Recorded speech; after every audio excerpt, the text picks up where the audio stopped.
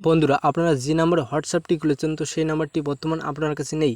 বর্তমান আপনি একটি নতুন সিম ব্যবহার করতেছেন। তো আপনারা কাউকে মেসেজ করতেছেন, তো আপনার পুরনো নাম্বারটি তার কাছে চলে যাচ্ছে, তো আপনার নতুন নাম্বারটি তার কাছে যাচ্ছে না। তো আজকের এই ভিডিও দেখাবো যে আপনারা কীভাবে আপনার পুরনো নাম্বারটি চেঞ্জ করবেন, খুব সহজে দেখাবো আজকের এই ভিডিওটি। তাই ভিডিওটি কোথাও স্কিপ না করে ভিডিওটি সম্পূর্ণ দেখবেন, ঠিক বুঝতে পারবেন। এবং আপনি যদি আমার এই ভিডিওটি ফেসবুকে দেখতেছেন তাহলে পেজটিকে লাইক দিয়ে ভিডিওটি দেখতে থাকুন। আর যদি ইউটিউবে দেখতেছেন তাহলে চ্যানেলটি সাবস্ক্রাইব করে অল নোটিফিকেশন প্রেস করে রাখবেন, কারণ এরকমের নতুন নতুন ভিডিও দেখার জন্য সবার আগে আপনি পাবেন। তাহলে চলো ভিডিওটি শুরু করা যাক।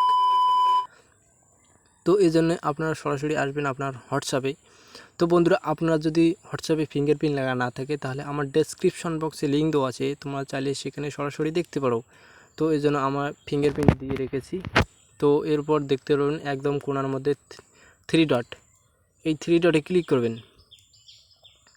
ক্লিক করার পর একদম নিচে দেখতে পারবেন সেটিং নামে একটি অপশান, এই সেটিংয়ে ক্লিক করবেন।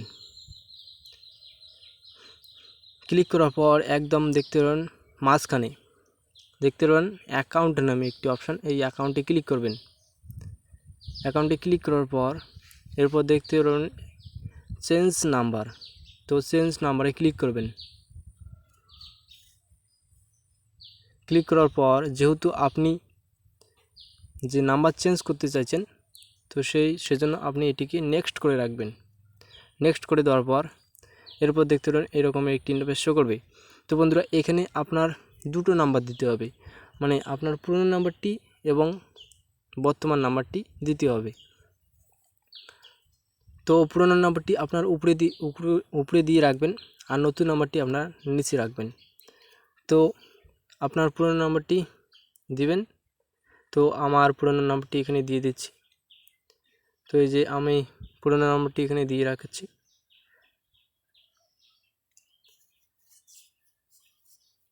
তো সঠিকভাবে আপনার নাম্বারটি দিয়ে দেবেন, নাহলে কিন্তু আপনার নাম্বার চেঞ্জ হবে না। তো এরপর আমার পুরনো নাম্বারটি এখানে দিয়ে দিলাম। এরপর এখানে নতুন নাম্বারটি দিয়ে দেবেন। তো আমার নতুন নাম্বারটি এখানে দিয়ে দিলাম। দিয়ে দেওয়ার পর এরপর দেখতে পাবেন নিচে, একদম নিচে দেখতে পাবেন নেক্সট নামে অপশান, এই নেক্সটে ক্লিক করবেন। নেক্সটে ক্লিক করার পর দেখতে পাবেন নোটিফিকেশান কন্ট্যাক্ট, এই নোটিফিকেশান কন্ট্যাক্টটি অ্যালাউ করে দেবেন। অ্যালাউ করে দিলে কি হবে, এই যে দেখতে পাচ্ছেন কাস্টম হ্যাভ এ উইথ, অর্থাৎ এটি করে রাখলে আপনারা যাকে যাকে মানে করবেন তার কাছেই চলে যাবে। আর যদি অল কন্ট্যাক্ট করে রাখেন তাহলে আপনারা যার যার নাম্বার সেভ করে রেখেছেন সবার কাছে চলে যাবে। তো আমি অল কন্ট্যাক্ট করে রাখলাম।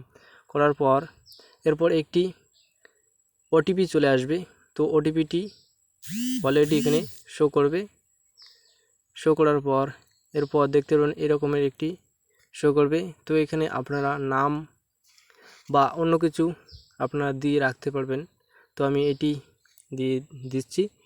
তো দিয়ে দেওয়ার পর এরপর আপনারা এখানে ক্যাটাগরি সেট করতে পারবেন।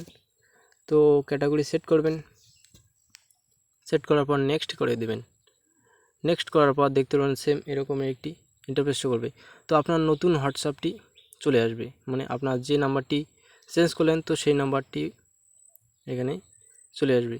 তো বন্ধুরা, ভিডিওটি কেমন লেগেছে অবশ্যই কমেন্ট করে জানাবে, আর ভিডিওটি ভালো লাগলে অবশ্যই লাইক করবেন। এবং আপনি যদি আমার এই ভিডিওটি ফেসবুকে দেখতেছেন তাহলে পেজটিকে লাইক দিয়ে ভিডিওটি দেখতে থাকুন। আর যদি ইউটিউবে দেখতেছেন তাহলে চ্যানেলটি সাবস্ক্রাইব করে অল নোটিফিকেশন প্রেস করে রাখবেন।